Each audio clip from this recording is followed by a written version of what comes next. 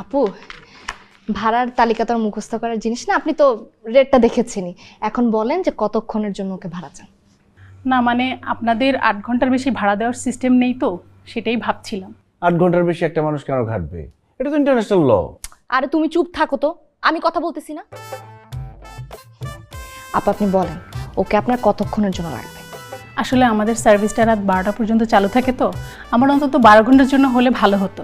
কেন 12 ঘন্টা কেন লাগবে? অসম্ভব, 12 ঘন্টা আমি কাজ করতে পারবো না। তুমি কি পারবা না সেটা তো আমি বুঝবো, তুমি এত কথা কেন বলতেছো? আপনি 12 ঘন্টার জন্যই পাবেন, কিন্তু আপু তখন কিন্তু চার্জটা একটু বেশি লেগে যাবে। মানে 8 ঘন্টার পরে প্রত্যেক ঘন্টার জন্য কিন্তু 1000 টাকা করে ওভারটাইম দিতে হবে।